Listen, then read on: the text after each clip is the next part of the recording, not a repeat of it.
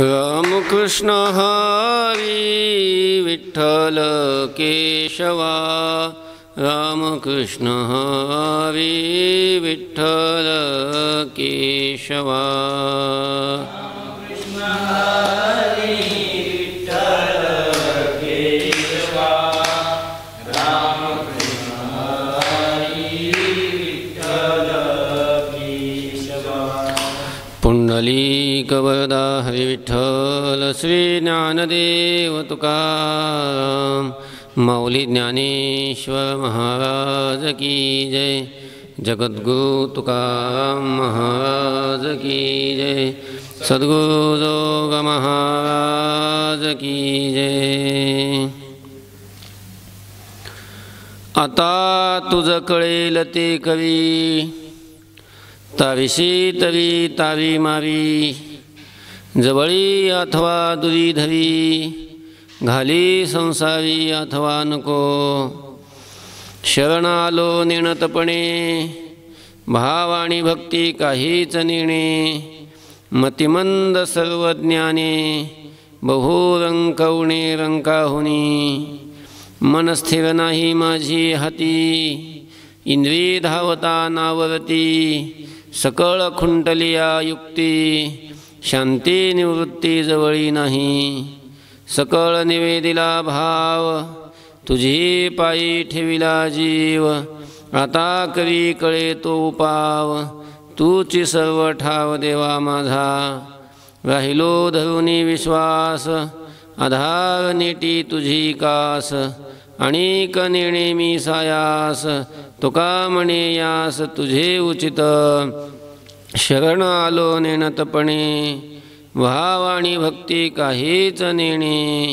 मतिमंद सर्वज्ञाने, बहुरंकवणे रंकाहुनी. संत शिरोमणी वैराग्याचे महामेरू, श्रीमंत श्री जगद्गुरु तुकोबारा या अभंगातून आपलं हृदगत, आपल्या मनातले भाव देवाच्या समोर प्रगट करतात. आपल्या मनामध्ये असणारा जो भाव आहे, ज्या काही गुह्य गोष्टी आहेत, त्या तुकोबारायांनी देवाच्या समोर प्रगट केलेल्या आहेत. आपल्या मनातलं जे रहस्य असतं,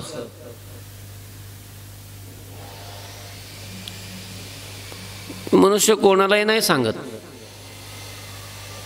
मनातल्या सगळ्याच गोष्टी सगळ्यांनाच मनुष्य बोलून दाखवतो असं नाही.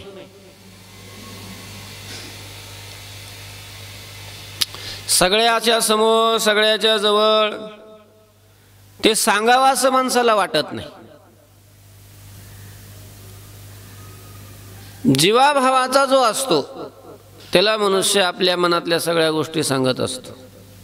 एक मित्र आपल्या दुसऱ्या मित्राला सांगत असतो, पत्नी पतीला सांगत असते, किंवा पती पत्नीला सांगत असतो, बाप मुलाला सांगत असतो, किंवा मुलगा बापाला सांगत असतो.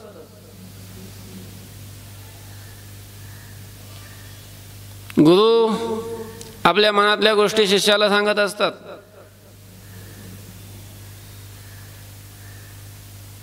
किंवा भक्त आपल्या मनातल्या गोष्टी देवाला सांगत असतो. अर्थात ज्या ठिकाणी प्रेम आहे त्या ठिकाणी मनुष्य आपल्या मनातल्या सगळ्या गोष्टी बोलून दाखवत असतो. म्हणून प्रेमाचं लक्षण करत असतानाच असं लक्षण केलेलं आहे, ददाति प्रतिगृह्णाति गुह्यमाख्याति पृच्छति, भुंक्ते भोजयते चैव षड्विधम प्रीतिलक्षणम. ददाति प्रतिगृह्णाति, ज्याच्यावर प्रेम आहे मनुष्य त्याला देतो, त्याने दिलं तर घेतो. हे देणं घेणं कुठं असतं? जिथं प्रेम आहे तिथं. मग काहीही देतो आणि काहीही घेतो. प्रेम असेल तर काही द्यायला मागं पुढं पाहत नाही, त्याने दिलं तर काही घ्यायला मागं पुढं पाहत नाही. जिथं प्रेम नाही तिथं किती आग्रह केला तरी मनुष्याला घ्यायला संकोच वाटतो आणि द्यायला तर देतच नाही. जिथं प्रेम आहे तिथं मनुष्य त्याला खाऊ घालतो, त्याने दिलेलं खातो. भुंगते भोजयते चैव. आणि गुह्यम आख्याती पृच्छती, हे षड्विधम प्रीती लक्षणं, ही 6 प्रेमाची लक्षणं आहेत. गुह्यम आख्याती पृच्छती, आपल्या मनातलं जे गुह्य आहे, आपलं हृदगत, आपल्या मनातले भाव आपल्या प्रेमी व्यक्तीजवळ मनुष्य व्यक्त करत असतो, बोलून दाखवत असतो. तसं तुकोबाबाईंचं सगळं प्रेम देवावर होतं आणि देवावर तुकोबाबाईंचं प्रेम असल्यामुळं तुकोबाबाई आपल्या मनातले भाव देवाच्या समोर वाचून दाखवतात. आपल्या मनात जे काही तुकोबाबाईंना वाटतंय, जे काही तुकोबाबाईंच्या मनात आहे, ते सगळं सगळं सगळं तुकोबाबाई देवाच्या समोर सांगू लागलेले.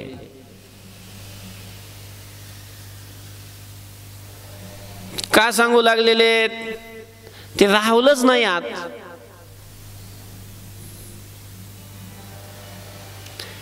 काल आपण जे 2 अभंगाचं चिंतन केलं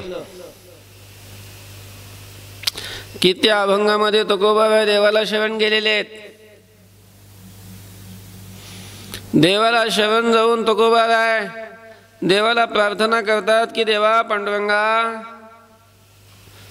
अरे मी तुला शरण आलो, तू माझा उद्धार कर, मला सोडव, या संसार दुःखातून माझा उद्धार कर, मला सोडव. अशी खूप खूप काही प्रार्थना केली, पण देव गप्प बसला. देव काय बोलत नाही, देव काय तुकोबाबाईंचं काम करत नाही. थोडासा धर्मनीतीचाही उपदेश तुकोबाबाईंनी देवाला करून पाहिला की हे बरं नाही देव असं गप्प बसणं. मी याचे खून तुझ्याकडे आलोय, तुझ्या दारात आलो, तू असं गप्प बसून कसं चालणार? धर्मनीती तर असं सांगते, दात्या आणि मागत्याशी धर्मनीती तरी बोलली ऐसी, यथानुशक्ती ठाकेल तैसी, बाधी दोघासी विन्मुखता. पण तरीही धर्मनीतीचा उपदेश सांगूनही देवाच्या मनावर काही परिणाम झालेला तुकोबाबाईंना दिसला नाही. तुकोबाबाईंना असं वाटलं की आपण थोडंसं धर्मनीतीची सूचना दिली म्हणजे तरी देव आपल्याला आपण मागितलेलं देईल. पण तरी देव काही द्यायला तयारच नाही, बोलायलाच तयार नाही, तो नुसताच उभा आहे. शेवटी तुकोबाबाईंनी सांगितलं, देवा ठीक आहे, तुला नसलं द्यायचं तर ठीक आहे, मी दुसरीकडे जाईन. दुसरीकडे जाणार म्हणजे कुठं जाणार? तुकोबाबाई म्हणतात, आता आम्ही न पडे सायासी, संसार दुःखाचे पाशी, शरण वेगे न संताशी, ठाव पायापाशी मागे न त्या. संतांना शरण जाईन, संतांना आणि संतांना शरण जाऊन त्यांच्याजवळ तुमच्या पायाचं स्थान मी मागून घेईन. हे सगळं देवाच्या समोर बोलत होते, तरी देव गप्पच. तुम्हाला सोडून, तुमची भक्ती सोडून मी आता जाणार, संतांना शरण जाणार, संतांना दुसरीकडे जाणार म्हटल्यावर तरी देव म्हणेल की नका जाऊ महाराज, मी तुम्हाला देईन, असं तुकोबाबाईंना वाटत होतं. पण तरी देव काय द्यायला तयार नाही, देव गप्पच उभा आहे. शेवटी आपण जे दुःख भोगतो ते सगळं दुःख, मी या संसारामध्ये किती त्रस्त झालो, किती दुःख भोगतोय आणि मी तुला आता शरण आलेलो आहे, ही सगळी आपली स्थिती तुकोबाबाईंनी देवाच्या समोर सांगितली. पण तरीही देव तोंडच उघडायला तयार नाही, देव बोलायलाच तयार नाही, बोलतच नाही. तो जणू काय देवाच्या तोंडाला अशी चिकट पट्टी लावलेली, त्याला बोलताच येत नाही, असं देव गप्पा बसलेला तुकोबाबाईंच्या समोर. तुकोबाबाईंना वाटतं हिने काहीतरी बोलावं. ह्यांनी माझा अंगीकार करावा. त्यांनी माझा अंगीकार करून त्यांनी मला म्हणावं की हो तुकाराम महाराज काही काळजी नका करू, मी तुमचा अंगीकार करतो, मी तुमचा उद्धार करेन, असं आश्वासन द्यावं, असं वचन द्यावं आणि माझा उद्धार करावा, मला पापातून मुक्त करावं, ही तुकोबारायांची अपेक्षा आहे. खूप खूप देवाच्या समोर तुकोबारायांनी प्रयत्न केला, देव बोलावा, देवाने आपला अंगीकार करावा, पण देव बोलायलाच तयार नाही. शेवटी तुकोबारायांच्या आत जे काही होतं, आतलं हृदगत ते राहवलं नाही आणि मग तुकोबाराय देवाच्या समोर ते प्रगट करू लागलेले. तुकोबाराय म्हणता देवा ठीक आहे, किती आम्ही बोंबललो तरी तू काय ऐकायलाच तयार नाहीस. ठीक आहे वा, तुला जसं करायचं तसं कर. आता तुझं कळेल ते करी, तारीशी तरी तारी मारी, जवळी अथवा दुरी धरी, घाली संसारी अथवा नको. देवा आम्ही तर तुझ्या पुढं ओरडतोय, प्रार्थना करतोय, कीव वागतोय देवा, पण तू मनावरच घेत नाहीस. ठीक आहे, नको ऐकू आमचं.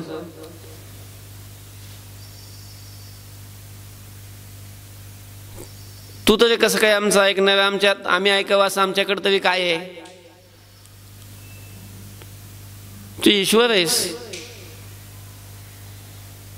समर्थ आहेस तू.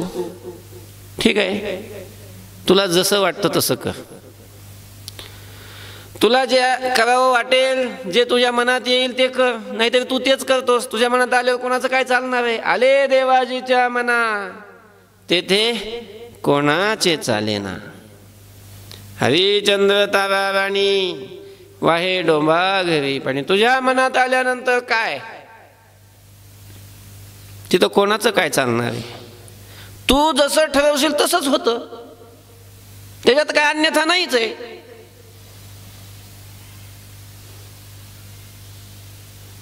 त्या महाभारतामध्ये एक प्रसंग आहे.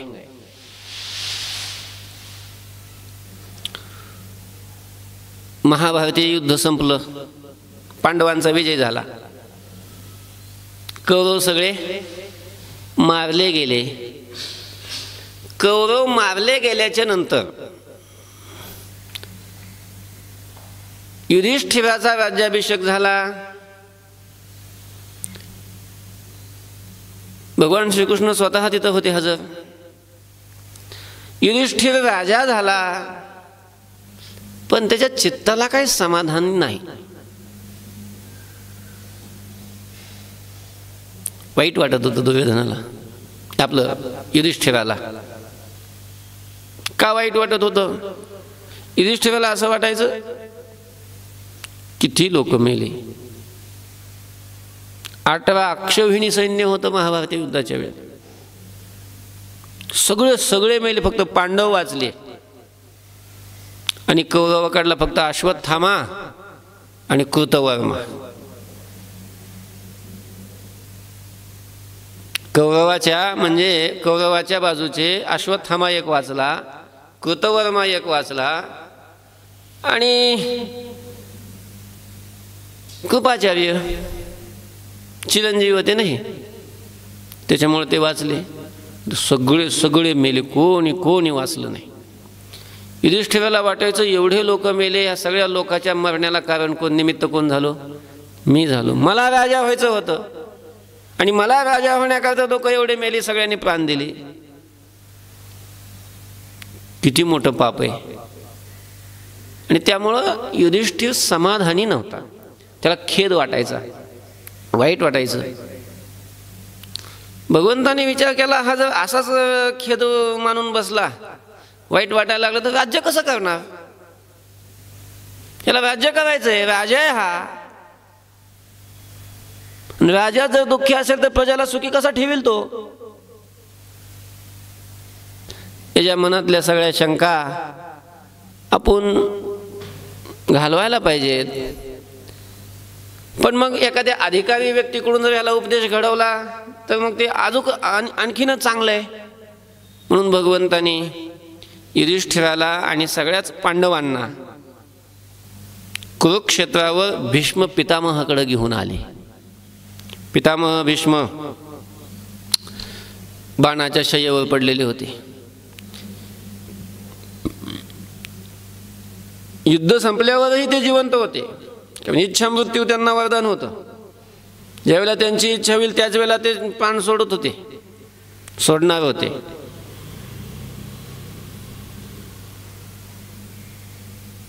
भगवान त्या ठिकाणी सगळ्या पांडवांना घेऊन आलेले आहेत. पितामहाजवळ आले.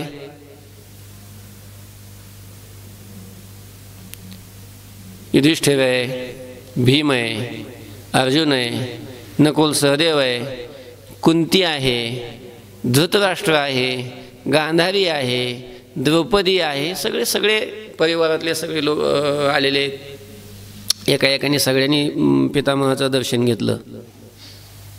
युधिष्ठिराने घेतलं, सगळ्या पांडवांनी घेतलं, कुंतीनं घेतलं, द्रौपदीनं घेतलं. शेवटी भगवंतानीही पितामहाच्या पायाला स्पर्श केला. कोण आहे पाहिलं तर परमात्मा आहे. सगळं जग ज्याची वंदना करतं त्यांनी पितामह भीष्माचे चरण स्पर्श केले. पितामह भीष्मानं वंदन केलं. खूप आनंद वाटला पितामहांना, की कारण भगवंताचीच वाट पाहत होते ते.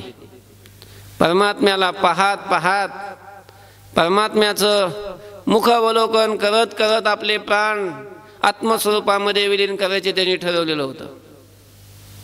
भगवान आपण आलात? हो म्हणे पितामह, आलो आलो. या युधिष्ठिराच्या मनामध्ये खूप शंका आहेत. एवढा मोठा लोकसंहार झाला, त्याचं याला खूप वाईट वाटतंय.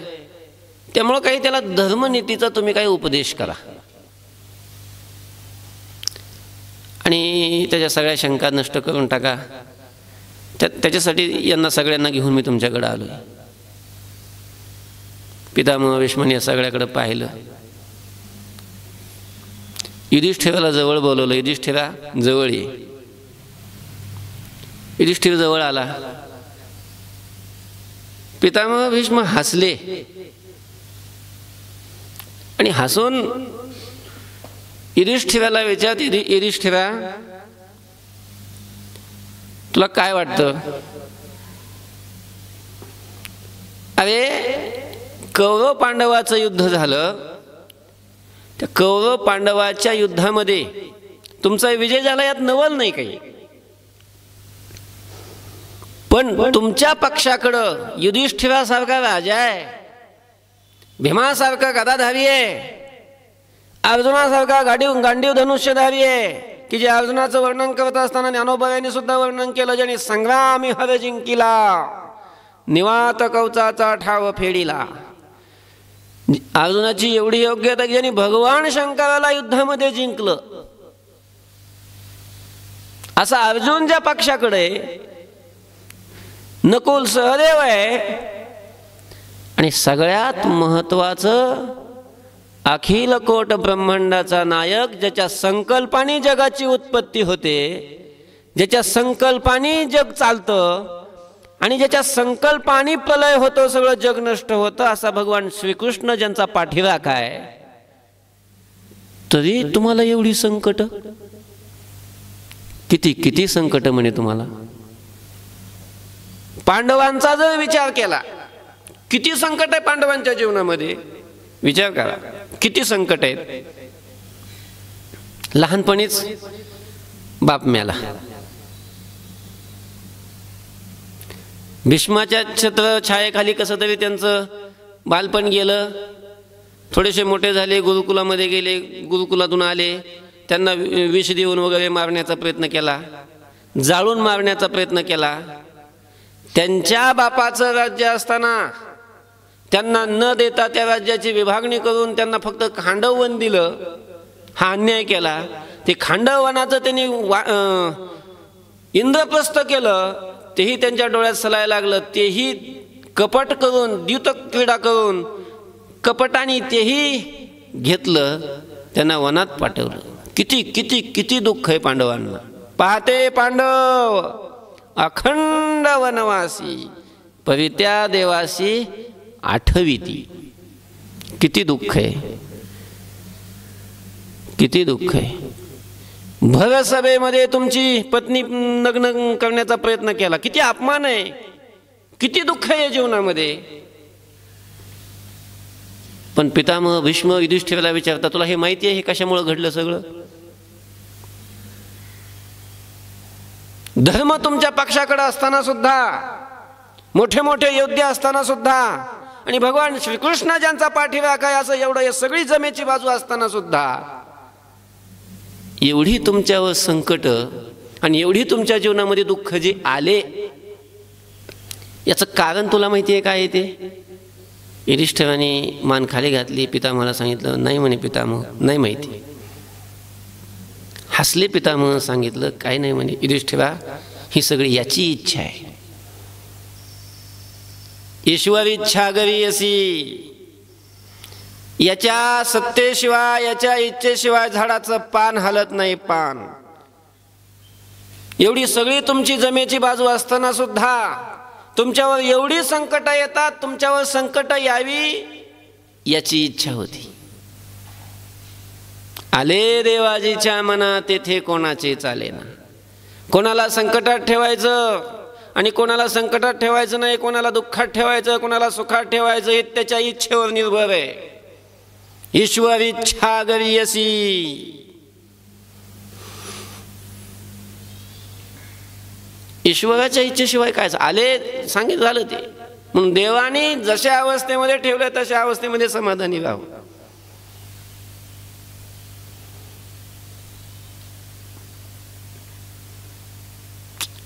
तुकोबाराय म्हणतात, तुझ्या इच्छेनं सगळं होतं, तू ठरवल्यानंतर तसंच होणार आहे.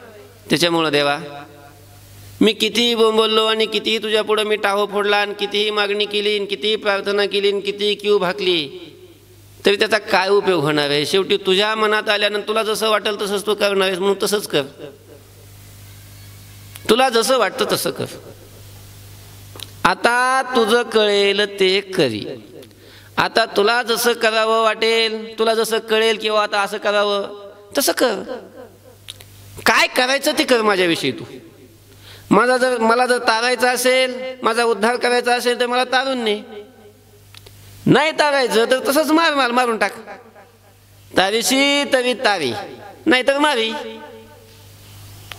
तारायचं असेल तर तार, नसेल तारायचं तर नको तारू, मारून टाक मला, दे सोडून असंच बेवारस. काय करायचं काय काय तू ठरव. मी आता तुला काही म्हणत नाही. तुला जर माझा अंगीकार करायचा असेल, तुझ्या जवळ ठेवायचा असेल, तुझ्या जवळ ठेव. कारण तू तसं वचन सांगितलेलं आहे ना, भक्ता राखी पायापाशी दुर्जनाशी संवारी. भक्तांना जवळ ठेवतो, पायाजवळ ठेवतो, दुष्टांचा नाश करतो. म्हणून मी तुझ्याकडे आलो, तुला शरण आलो. पण मग आता तुला मला जवळ ठेवायचंय का असं दूर लुटून द्यायचंय? माझा अंगीकार करायचा आहे का माझा अंगीकार करायचा नाही, तुझी तू ठरव. तारीशी तरी तारी मारी, जवळी अथवा दुरी धरी. एवढं निश्चित आहे की तू जर मला जवळ नाही केलं तर माझं संपलंच. मग नाही तरी वाया गेलोच मी आहे, मी वायाच गेलेलो आहे. मग पण मग आता तुझ्यापर्यंत तर आलेलो आहे, शरण तर आलेलो आहे. मग आता मला वाया जाऊ द्यायचंय का मला जवळ घ्यायचंय? हे काय करायचंय काय नाही, तुला जसं वाटेल तसं कर. घाली संसारी अथवा नको. मला संसारात घालायचं असेल तर संसारात घाल. नाही तुला वाटलं संसारात घालायचं, नको घालू संसारामध्ये, मला मुक्त कर. तुला जसं वाटेल तसं कर. मी आता तुला काहीच म्हणणार नाही. तुला जसं जसं तुला वाटेल तसं कर तू.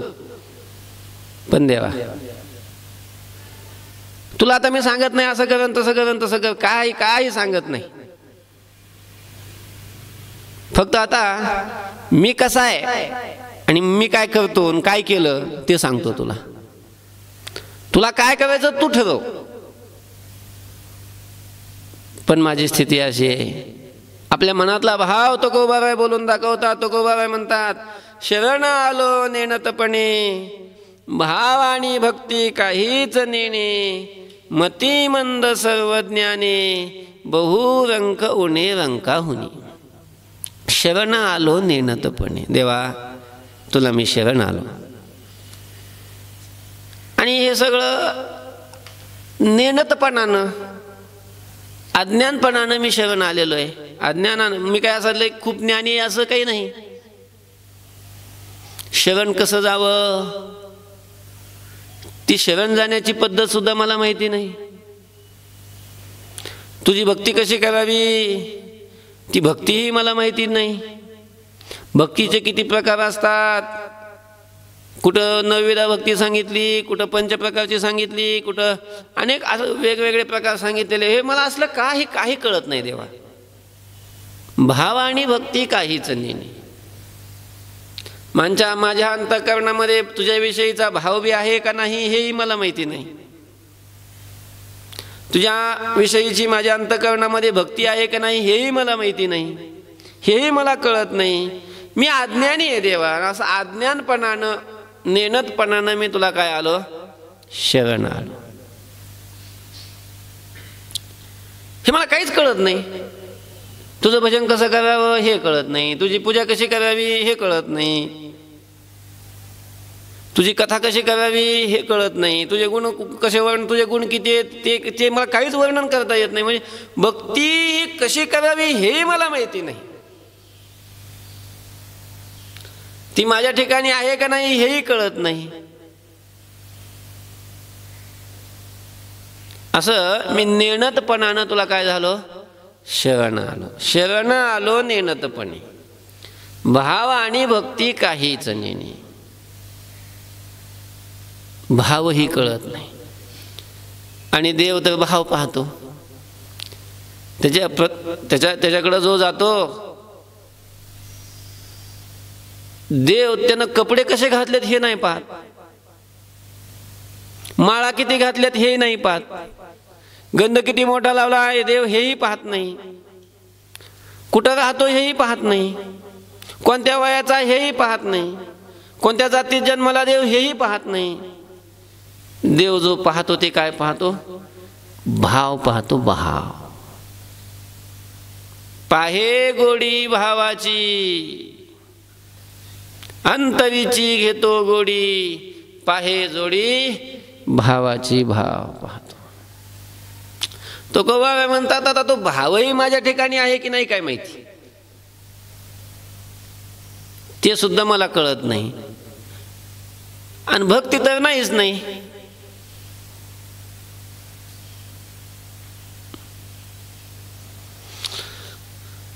सर्वज्ञाने मतिमंद, बहुरंक उणे रंकाहुनी. तुकोबाराय म्हणतात भाव तर नाहीच आहे, भक्ती नाही आहे. ज्ञान असेल, अहो देवा ज्ञानही नाही माझ्याकडं.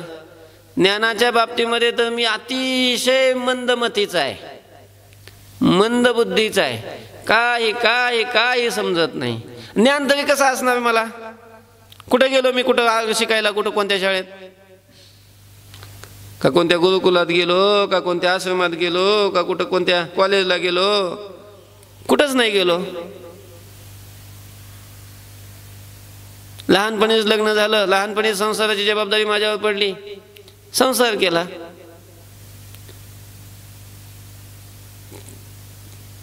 आणि तुला शरण आलो, संसार सोडला आणि तुला शरण आलो.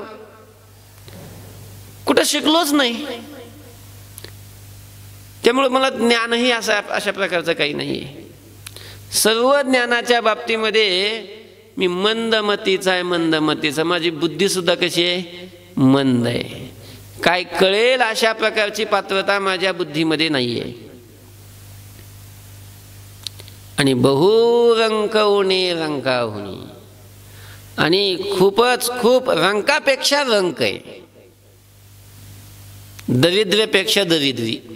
रंक म्हणजे काय, दरिद्री, ज्याच्याकडं काहीच नाही.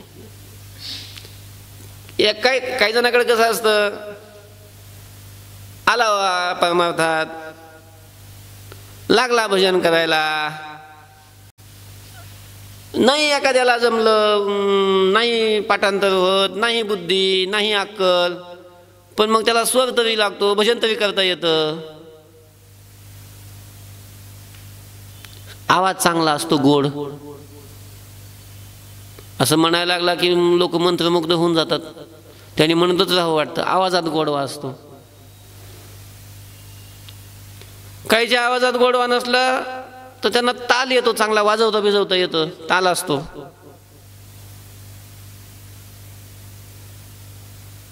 तुकोबा म्हणतात हे असलं सुद्धा नाही माझ्याकडे काहीच.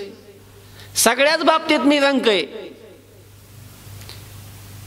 काहीच नाही, कोणतीच जमेची बाजू नाही. ज्ञान नाही, कला नाही कोणती,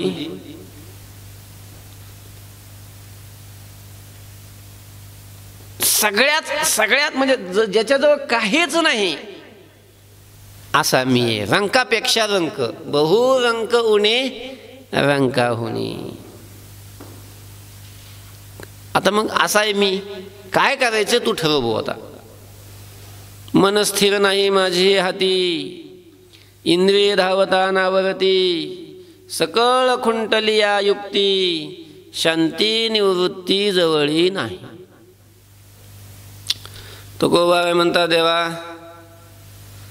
परमार्थामध्ये आल्यानंतर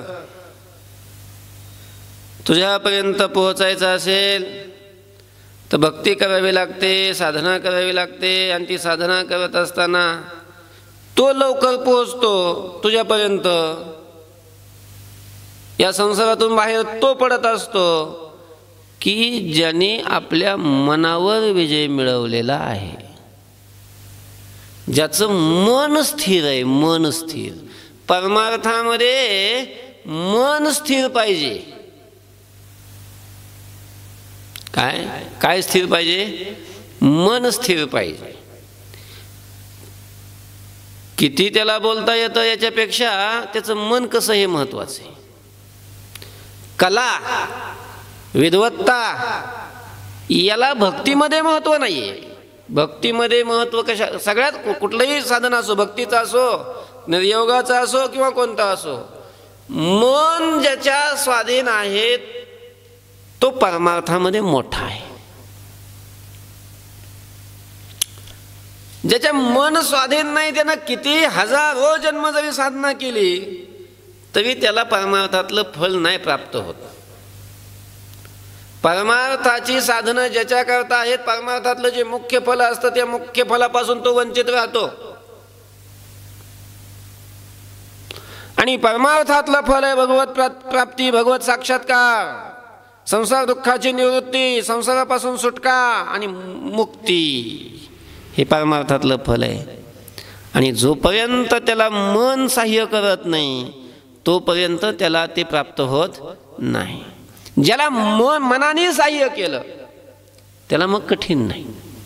थोडे आहे चित्त सहाय्य झाली. या जर चित्तानं सहाय्य केलं तर मग ते फलप्राप्ती काय मग खूप दूर नाही, फार जवळ आहे. थोडं आहे. चित्ताने सहाय्य केलं तर मग एका क्षणाचाही वेळ नाही लागत. एक तास ओला खटवांगरायासी भाग्यदशा कैसी प्राप्त झाली. एका तासामध्ये खटवांगरायाने आपली जीवनमुक्ती प्राप्त करून घेतली, भगवत प्राप्ती करून घेतली. एकाच तासामध्ये. परीक्षित राजाने 7 दिवसामध्ये स्वतःचं कल्याण करून घेतलं. चित्ताने जर सहाय्य केलं तर मग परमार्थात अवघड नाही. आणि चित्ताने जर सहाय्य नाही केलं तर मग भक्ती ते कठीण शुळावरील पोळी. चित्ताने सहाय्य करणं महत्वाचं आहे. म्हणजे परमार्थ करणाऱ्याला चित्त सहाय्य करून घ्यावं लागतं. ते नाही सहाय्य झालं तर आपल्या ताकदीनं, आपल्या शक्तीनं त्याला आपल्या अधीन करावं लागतं. आपल्या अधीन. चित्त म्हणजेच मन. मनाला आपल्या अधीन करावं लागतं. आपलं कसं आहे, आपलं मन आपल्या अधीन नाही, आपण मनाच्या अधीन आहे. आपल्या मनात जसं येईल तसं आपण करतो का? आपल्याला जसं वाटतं तसं मनाला करायला लावतो. कसं आहे आपलं? मनात येईल तसं करतो. हे मन तुकोबाराय म्हणतात माझ्या अधीन नाही. माझ्या अधीन नसल्यामुळं ते एका जागेवर स्थिर होत नाही. त्याला कितीही तुझ्या चरणाजवळ स्थिर करायचा प्रयत्न केला ते काय राहत नाही. पुन्हा ते जातं बाहेर विषयाकडं, विषयाचं चिंतन करतं. म्हणून अनेक अभंगामध्ये तुकोबारायाने सुद्धा या मनासाठी मागणी केलेलीच आहे. चित्त म्हणजेच मन. माझे चित्त तुझे पायी राहे ऐसे कवी काही, धरोनिया बाही भवा तारी दातारा. भगवंतानी सुद्धा हे मनच स्थिर करायला सांगितलेलं आहे. मय्येव मनाधत्स्व मयी बुद्धिम निवेशय. हे मनच स्थिर करावं लागतं परमार्थामध्ये, आणि ते भगवत स्वरूपाच्या ठिकाणी स्थिर करावं लागतं. भगवंताने सांगितलं माझ्या ठिकाणी मन स्थिर कर. मन स्थिर करावं लागतं मन. आणि मन स्थिर करणं एवढं सोपं नाही. पारायण करणं सुद्धा सोपं आहे, पाठांतर करणं सुद्धा सोपं आहे, भजन करणं सोपं आहे, वाऱ्या करणं सोपं आहे. कारण भजन शरीराने चालू असतं, तोंडाने चालू असतं, मन दुसरीकडेच असतं. भजनाचा मनाचा काही संबंध नसतो. पारायण आपलं डोळे करत असतात, तोंड म्हणत असतं, डोळे बघत असतात, तोंड म्हणत असतं, मनाने दुसरंच चिंतन चालू असतं. मन तिथं नसतं ना. या मनाला स्थिर करणं फारच कठीण आहे. अर्जुनासारख्याने म्हणावं, चंचलम ही मन कृष्ण प्रमाथी बलवत दृढम. चंचलम ही मन कृष्ण. हे मन फार फार फार चंचल आहे.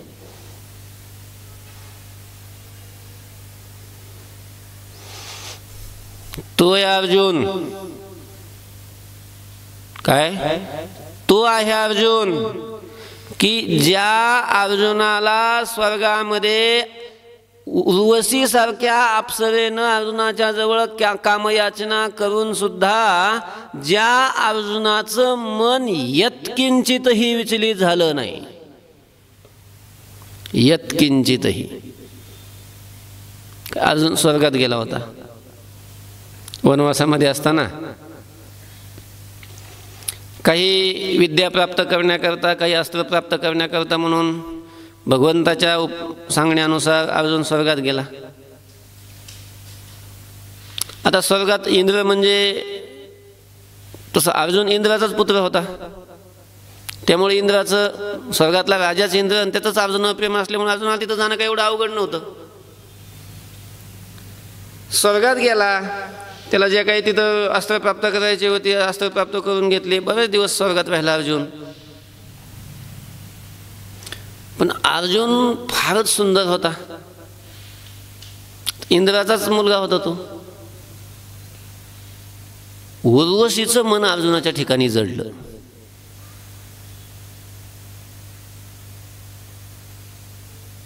आणि अर्जुन स्वर्गामध्ये असताना काही असुरांनी स्वर्गावर आक्रमण केलं.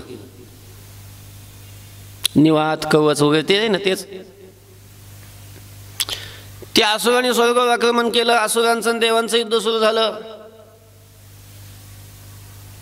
देवांचा पराभव होण्याची वेळ आली. काय करावं म्हणून इंद्राने मदती करता अर्जुनाला पाचारून घेतलं. अर्जुन युद्धामध्ये आला ना, अर्जुनाच्या साह्याने त्या असुरांचा नाश केला. एवढा अर्जुन शूरवीर. मग अर्जुनामुळं आपण जिंकलो, देवांचा विजय झाला, दैत्यांचा नाश झाला. हे सगळं अर्जुनाचं श्रेय आहे. म्हणून अर्जुनाचा आपण सत्कार केला पाहिजे म्हणून सत्कार समारंभ ठेवला स्वर्गात, अमरावतीमध्ये, इंद्राच्या दरबारामध्ये सत्कार समारंभ ठेवला. अर्जुनाचा सत्कार वगैरे झाला. सत्कार वगैरे झाल्याच्या नंतर अर्जुनाला प्रसन्न करण्याकरता म्हणून, अर्जुनाच्या प्रसन्नतेकरता इंद्राने स्वर्गामध्ये त्या तिथल्या ज्या अप्सरा आहेत त्या अप्सरांचं नृत्य ठेवलं.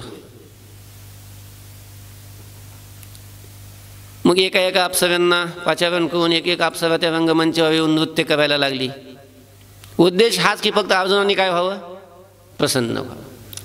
सगळे बसलेले त्या सभेमध्ये, इंद्राधिक सगळे देव, आणि इंद्राच्या बाजूला एका आसनावर अर्जुन बसलेला, आणि अर्जुन महाराजांसाठी सगळा कार्यक्रम हा.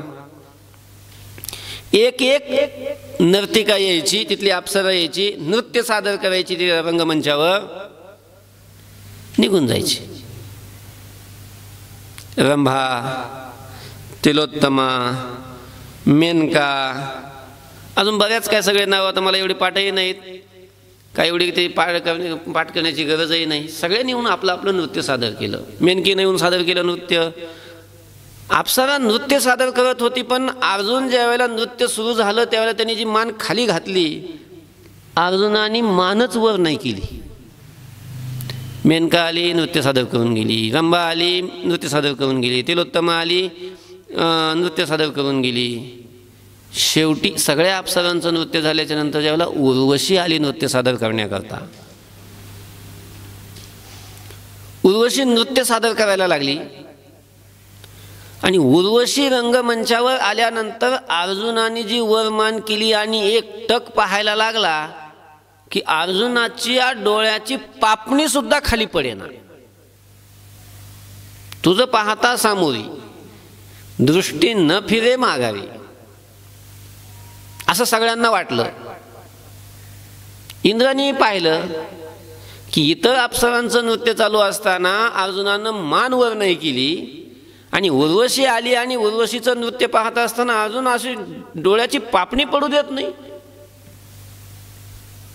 म्हणजे याचा अर्थ उर्वशीचं नृत्य आणि उर्वशी अर्जुनाला भावली, असं इंद्राला वाटलं. आणि मग नृत्य झाल्याच्या नंतर,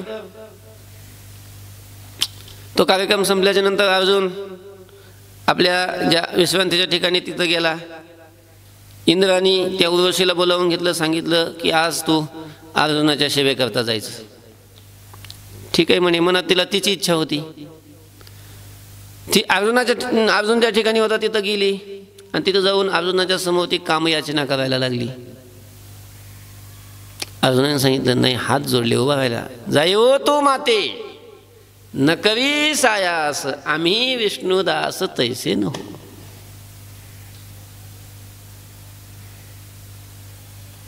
तू काय समजलंस आम्हाला? आम्ही विष्णुदास आहोत. हजार हजार वर्ष तपश्चर्या करायची आणि सगळी ती तपश्चर्या मातीत घालायची, तसे नाही ना. आम्ही वैष्णव आहोत, आम्ही विष्णुदास आहे. आणि विष्णुदासाला एक आपली धर्मपत्नी सोडून बाकीच्या सगळ्या माऊल्या ह्या कशा असतात? परव्या नारी माऊली समान.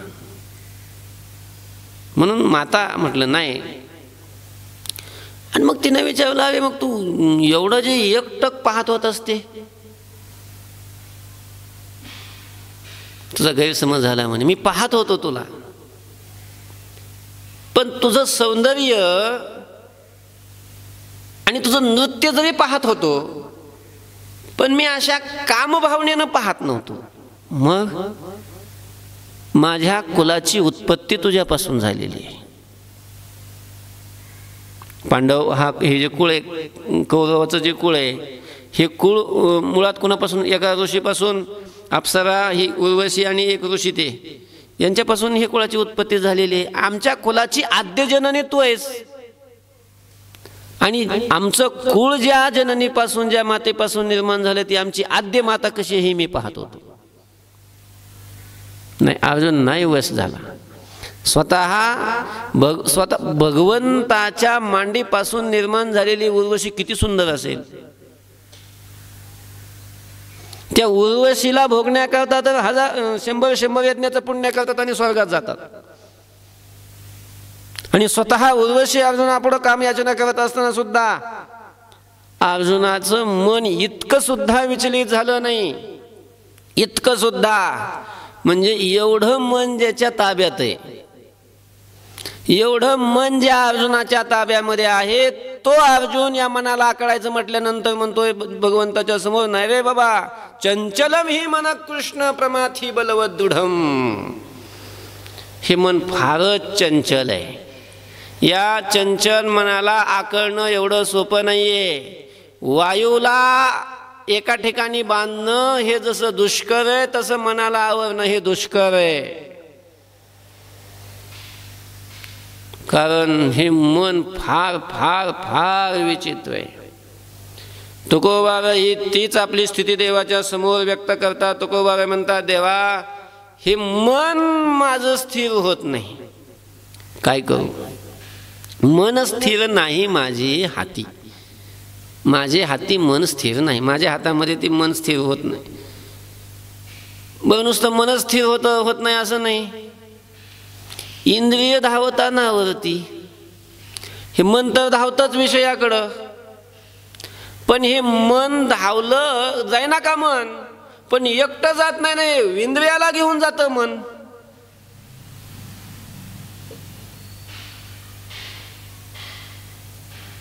काय दुसऱ्या अध्यायातला श्लोक, हे मन इंद्रियांना घेऊन जातं. इंद्रियाणी प्रमाथीनी हरंती प्रसभम मनः. किंवा इंद्रिय मनाला घेऊन जातात, इंद्रिय मनाला घेऊन जातात. हे इंद्रिय धावतात, इंद्रिय विषयाकडे धावतात. हे इंद्रिय आवरत नाहीत मला. बरं, हे जे इंद्रिय आहेत ना, 5 इंद्रिय आहेत, पंच ज्ञानेंद्रिय आहेत आणि पंच कर्मेंद्रिय आहेत. बरं, हे कर्मेंद्रिय फक्त ज्ञानेंद्रिय धावतात आणि कर्मेंद्रिय धावत नाही असं नाही ना. सगळेच आपल्या आपल्या विषयाकडे धावतात. ज्ञानेंद्रियाचा विषय वेगळा आणि कर्मेंद्रियाचा विषय वेगळा. बरं, या सगळ्यांचा विषय एका ठिकाणी नसतो. ह्या सगळ्यांचा विषय एका जागेवर नाही राहत.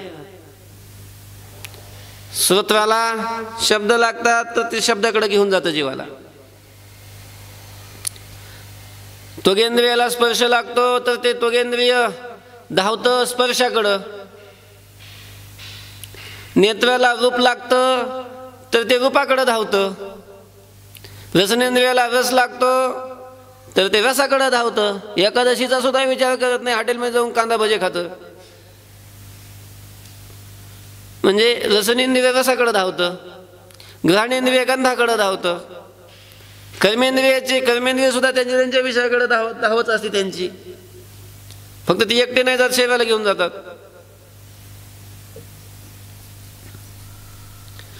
तर असे हे इंद्रिय आहेत आणि हे इंद्रिय धावतात. बरं, ते इंद्रिय धावनात कधी नुसते इंद्रिय धावत नाहीत ना. इंद्रिय ना एकटे जात नाही ना, ते हे जीवाला घेऊन जातात. आणि मग एका ठिकाणी नाही, सारखं जागा बदली तर सारखं धाव धाव धाव धाव, याच्या मागं धाव, त्याच्या मागं धाव, त्याच्या मागं धाव. नुसती दानाधीन होऊन जाते जीवाची. बरं, इंद्रियांना आवरावं, बाबा बाबा बाबा कसं आवरावं ते इंद्रिय? इंद्रियांना आवरणं का एवढं सोपं? थोडे फारच बलवान आहे ते इंद्रिय. आपण कधी त्यांना आवरण्याच्या भानगडीतच पडत नाही, त्याच्यामुळे आपल्याला त्याची ताकदच कळत नाही. जरी आपण माळा घातल्या असल्या, जरी भजन कीर्तन करत असलो, तरी आपण इंद्रिय आवरलेले नाहीत. फक्त माळ घातली म्हणजे फक्त ते मांसाहार करत नाही एवढंच काय, ती बाकीच्या पेक्षा तेवढं बरं आहे. पण विषयापासून इंद्रिय आवरलेत असं थोडंच आहे. सगळं चालू आहे आपलं. डोळ्यांनी पाहतोच आहे, कानाने ऐकतोच आहे, रसनेंद्रियांनी रस ग्रहण करतोच आहे, चांगला चांगला रस ग्रहण करतोय. महाराज लोक आहेत की दुसरं कोणी खात नसेल श्रीखंड. एक एक जण 50-50, 60-60 गुलाबजाम खातात. म्हणजे हे सगळं विषय भोगत, विषयाकडं इंद्रियाची धाव आहेच. इंद्रियांना कुठं आवरलंय? का नाही आवरलं? कारण इंद्रियांना आवरणं एवढं सोपं नाही, फार ताकद आहे. कोणी आवरू शकत नाही इंद्रियांना. अज्ञानीच आवरू शकत नाही असं नाही, ज्ञानी सुद्धा इंद्रियांना नाही आवरू शकत. फार बलवान आहेत. बलवान इंद्रिय ग्रामो विध्वंसमपि कर्षति. व्यास महर्षीने सांगितलंय हा इंद्रिय समुदाय फार बलवान आहे. विद्वान लोकांना सुद्धा विद्वानाला सुद्धा हे इंद्रिय विषयाकडे घेऊन जातात, एवढे बलवान आहे. काय झालं, एकदा जैमिनी ऋषी आहेत ना, जैमिनी ऋषी व्यासांच्या दर्शनाकरता म्हणून व्यासांच्या आश्रमात गेले. जैमिनी म्हणजे व्यासांचे शिष्य. जैमिनीचाही आश्रम होता पण तो अरण्यात होता, यांचा नदीच्या तीरावर. ते त्यांचाही असं थोडासा होताच, दूर होता तिथून. पण मग गुरूंची आठवण झाली, गुरूंचं स्मरण झालं, यावं दर्शन करून म्हणून व्यासांकडे आले. व्यासांचं त्यावेळेला लिखाण चालू होतं. नेमका त्यांनी हा श्लोक लिहून ठेवलेला होता, बलवान इंद्रिय ग्रामो विध्वंसमपि कर्षति. जैमिनीचं आगमन झालं. जैमिनीने व्यासांचं दर्शन वगैरे घेतलं. जवळ बसले जैमिनी महाराज. आणि जैमिनी जवळ बसल्याच्या नंतर, आता जैमिनी म्हणजे विद्वान, पूर्वमीमांसेसारखा ग्रंथ त्याची रचना करायची ही ज्यांची योग्यता, सामान्य थोडे जैमिनी ज्ञानी आहेत. आपला ज्ञानी शिष्य जवळ बसलेला आहे म्हणून व्यासाने आपण जो श्लोक रचला तो श्लोक त्यांना दाखवला आणि सांगितलं की म्हणे जैमिनी महाराज हा श्लोक पहा बरं जरा कसा वाटतो तुम्हाला. माझ्या मनामध्ये या श्लोकाचं असं स्फुरण झालं आणि म्हणून मी हा श्लोक लिहिला, तुम्हाला कसा वाटतो हा. गुरु आपला शिष्य जर योग्यतेचा असेल तर विचारतात असं कधी कधी, किंवा मला असं वाटतं या अभंगाचा अर्थ तुला कसं वाटतं रे, विचारतात. तसं व्यासाने जैमिनीला विचारलं कसं वाटतं जैमिनी तुला हा श्लोक. जैमिनीने श्लोक वाचला, म्हणे सुंदर आहे, बलवान इंद्रिय ग्राम. हां, हे पटलं आपल्याला. इंद्रिय ग्राम बलवान म्हणजे इंद्रियाचा समुदाय हा कसा आहे, बलवान आहे, हे पटलं. पण पुढं काय आहे, विध्वंसमपि कर्षति म्हणजे विद्वानाला सुद्धा हे हा इंद्रिय समुदाय काय करतो, असा ओढून घेऊन जातो विषयाकडं, असं म्हणायचंय तुम्हाला. हो, हे नाही पटलं म्हणे. हे नाही पटलं. नाही पटलं. नाही पटलं का नाही पटलं, अज्ञानाला हा इंद्रिय समुदाय विषयाकडे घेऊन जाईल, अज्ञानी लोकांची माती करील. विद्वान कसं काय इंद्रियाच्या मागे जाईल, मला नाही पटलं. मग काय पाहिजे, विध्वंस नापि कर्षति असं करा म्हणे तिथं पाठ. विध्वंस मपि कर्षति, त्या मपीच्या जागेवर नापि करायचं. म्हणजे म्हणजे इंद्रिय समुदाय बलवान आहे पण विद्वानाला तो आकर्षित म्हणजे ओढीत घेऊन जाऊ शकत नाही, असं करा ना त्याचं. असा पाठ करा तिथं. आता व्यासाने असं विरोध करण्यापेक्षा ह्याला थोडं प्रयोगातून दाखवू असं ठरवलं. ठीक आहे म्हणे, करू तुझ्या म्हणण्याप्रमाणे करू, पण आपण केलेलाच पाठ कसा बरोबर आहे हे व्यासाने त्याला प्रयोगातून शिकवण्याचं ठरवलं. हे जैमिनी महाराज एके दिवशी आश्रमामध्ये असताना, त्यांच्याच आश्रमात अरण्यात एकांतात आश्रम, एकट्याचाच आश्रम, जवळ दुसरा कोणता आश्रम नाही, कोणते गृहस्थी लोक नाही, काही नाही, एकटेच. एकट्याचं चिंतन चालू असताना व्यास महर्षी तिथं गेले. आता काय व्यास महर्षींना काय काय अशक्य आहे, योग आपल्या त्या मायेनी असं वातावरण तयार केलं व्यासाने. आभाळ भरून आलं, वारं सुटलं, गरजायला लागलं, विजा कडकडायला लागल्या आणि पाऊस सुरू झाला. आणि त्या पावसामध्ये व्यासाने रूप बदलून एका सुंदर तरुण युवती स्त्रीचं असं म्हणजे रूप धारण केलं आणि त्या आश्रमाच्या समोर गेले. आश्रमाच्या समोर जाऊन एक मोठं झाड, त्या झाडाच्या खाली जाऊन उभे राहिले. त्या स्त्री रूपामध्ये खूप मुसळधार पाऊस, पावसामध्ये ते सगळं अंग भिजलेलं. आणि मग ते अंग भिजल्याच्या पावसामध्ये भिजल्यामुळं ते असे थंडी वाजत झाली असं काकडत काकडत तिथं ती स्त्री उभी राहिलेली आणि शिंका यायला लागल्या. त्यावेळेमध्ये ते आतून ते जैमिनीने पाहिलं कोण स्त्री वा काय इथं उभी राहिली असं, पावसात भिजू लागली आहे, शिंका यायला लागल्यात तिला, अजून पावसात भिजली तर दुःख नाही तिला, काही आजार होऊन ते त्याच्या जीवाची हानी होऊ शकते. दया आली कोणाला? जैमिनीला. म्हणून त्यांनी आवाज दिला, हाक मारली, आत या म्हणे. ते कपडे वगैरे बदलायला दिले. कपडे तिथं काय थोड्या साड्या थोड्या होत्या, ते काय व्यवस्थित थोडेच होते, ब्रह्मचारी. पण आता मग ते ओले कपडे काढून कोरडे कपडे वगैरे जे काय असतील ते घालायला, अंगावर घ्यायला दिले. पण ती सुंदरच रूप एवढं होतं.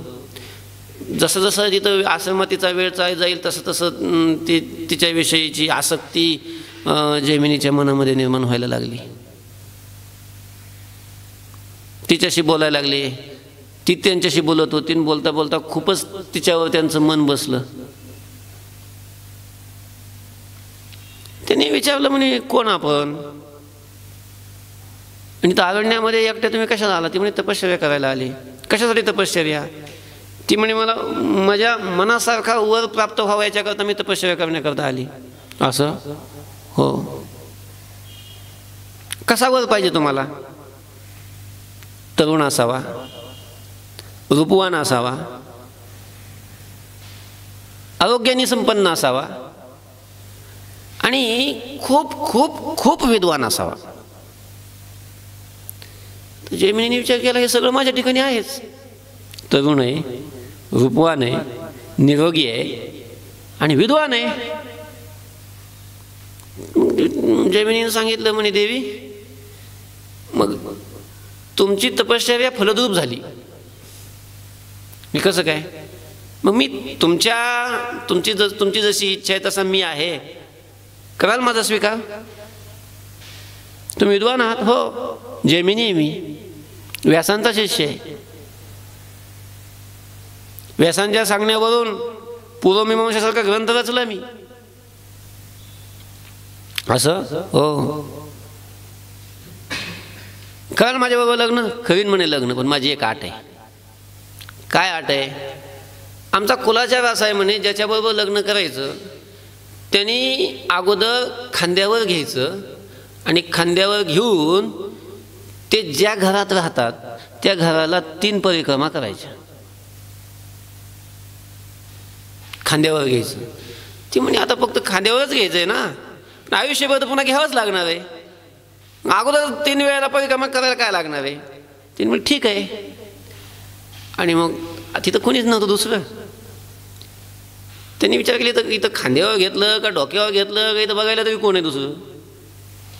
म्हणून जैमिनीने त्या स्त्रीला खांद्यावर घेतलं आणि परिक्रमा करायला लागली. एक परिक्रमा झाली, दुसरी परिक्रमा करायला लागली. जोड लागायला लागलं. पहिल्यांदा कशी ती हलकी होती ना, थोडंसं वजन कमी होतं स्त्रीचं असताना. नंतर ती जड लागायला लागली. म्हणजे वजन कसं काय वाढलं गड्या? वजन कसं काय वाढलं? त्यांना वाटलं कदाचित आपल्याला वजन घ्यायची सवय नाही, अवघडलं असं ना अंग आपलं, खांदा बिंदा असं हातबीत अवघडला असेल, त्याच्यामुळे तसं वाटत असेल. मग पहिल्याला असं वजन वाढलं. दुसरी प्रदक्षिणा सुरू झाली. पण तिचे जे केस होते ना, पहिल्यांदा कसे कोणती शॅम्पू लावून आली होती, कसे केस मोकळे केले होते काय माहिती नाही, पण अतिशय सुंदर असे मोकळे आणि अतिशय नाजूक मुलायम केस होते तिचे सगळे, अशी खांद्यावर आलेली.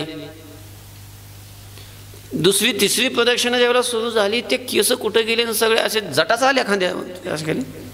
ती म्हणे केस जाऊन जटा कसं काय आल्या? ती वडाचं चिकन तीन लावलेलं सगळं. कोण आहे म्हणून खाली ठेवलं तर कोण आहेत? व्यास महर्षी. आणि मग लाजले. म्हणले महाराज तुम्ही, गुरु महाराज तुम्ही? हा मीच. मग असं का बरं? असं का बरं नाही? आता सांग म्हणे श्लोकाचा पाठ कसा ठेवू? बलवान इंद्रिय ग्रामो विद्वांस मपी कर्षतीच ठेवू का तुझ्या म्हणण्याप्रमाणे विद्वान नापी कर्षती करू? तू विद्वान आहेस ना, तरी सुद्धा तुला विषयाकडे तुझ्या इंद्रियाने तुला ओढलंच ना, मग काय करू पाठ? ती म्हणे महाराज तुमचाच पाठ काय आहे? बरोबर. विद्वान मनुष्य जरी असला, विद्वानाला सुद्धा हे इंद्रिय काय करतात? विषयाकडे ओढून नेतात, आवरत नाही. त्यांना आवरण्याचा प्रयत्न केला तेच आपल्याला ओढीत नेतात. असे बलवान इंद्रिय, बलवान तुकोबाबाई म्हणतात हे आवरायला लागलो तो आवरतच नाहीत, हे धावतात, नुसते पळतात असं बी नाही, हे धावतात. इंद्रिय धावता नावरती, सकळ खुंटली या युक्ती, शांती निवृत्ती जवळ नाही. या इंद्रियाला आवरता आवरता माझ्या नाकीनं वारे. अनेक युक्तीनं, वेगवेगळ्या युक्तीनं या इंद्रियांना आणि मनाला आवरण्याचा प्रयत्न केला, पण कोणतीच युक्ती माझी कामाला आली नाही. सगळ्या युक्त्या संपल्या, सकळ युक्ती खुंटली. सगळ्याच युक्त्या काय झाल्या? खुंटल्या. काही कामाच्या नाही आल्या, काही कामाला नाही आल्या त्या. आणि त्यामुळं शांती निवृत्ती असलं माझ्याजवळ काही नाही. देवा हे असं आहे माझं. मी तर शरण आलो, भाव भक्तीही नाही माझ्या ठिकाणी, आहे का नाही हे कळत नाही, ज्ञानही नाही, फार दरिद्री आहे मी, मन माझ्या ताब्यात नाही, इंद्रिय धावतात ते आवरत नाहीत, त्यांना आवरण्याकरता युक्तीनं आवरण्याचा प्रयत्न केला, युक्त्या सगळ्या संपल्या. अशी माझी स्थिती झाली. देवा काय करू? माझ्या मनामध्ये जे काही आहे, माझी जी स्थिती आहे ही देवा मी सगळी तुझ्यासमोर प्रगट केली. देवा सकळ निवेदिला भाव, तुझे पायी ठेविला जीव, आता कवी कळे तू पाव, तूची सर्व ठाव देवा माझा, सकळ निवेदिला भाव. तुकोबाराय म्हणतात देवा मी माझ्या मनातला सगळा भाव, माझ्या मनातलं सगळं हृदगत मी तुझ्यासमोर व्यक्त केलं, तुझ्यासमोर मांडलं, आणि माझा जीव, माझं सगळं तुझ्या पायावर ठेवला, तुझे पायी ठेविला जीव. आता काय करायचं माझ्याकरता, कोणता उपाय करायचा ते तू ठरव, आता कवी कळे तो उपाव, तूची सर्व ठाव माझा देवा. देवा आता माझ्याकरता तूच सगळं काही माझा आश्रय आहेस, माझ्याकरता आता दुसरा आश्रय नाही. माझं जे काही आहे, जे कोणी, कोणतेही संबंध, सगळं काही तू आहेस. तुझ्याशिवाय मला आता या जगामध्ये दुसरं कोणी नाही. देवा आता माझ्या उद्धाराकरता, माझ्या हिताकरता मला फक्त आता तुझाच विश्वास आहे.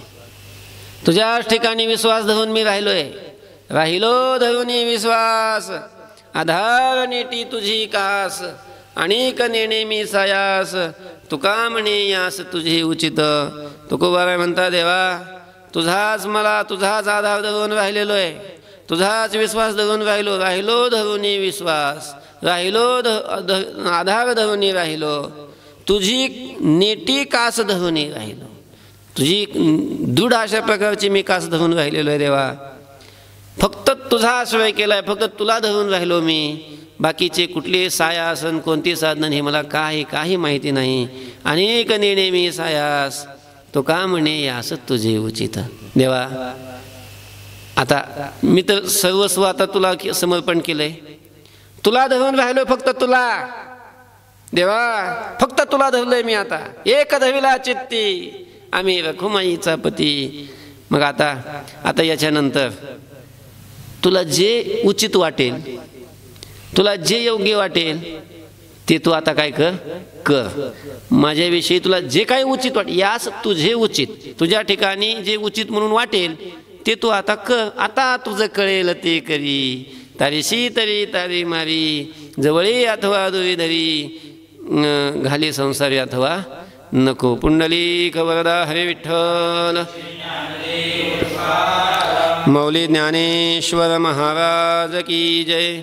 जगद्गुरु तुकाराम महाराज की जय. सद्गुरु जोग महाराज की जय. विठ्ठल विठ्ठल विठ्ठल विठ्ठल विठ्ठल विठ्ठल विठ्ठल. पुंडलिक. गोष्टी महाराज हे यूट्यूब चॅनल आजच सबस्क्राईब करा, बेल आयकॉनवर क्लिक करा.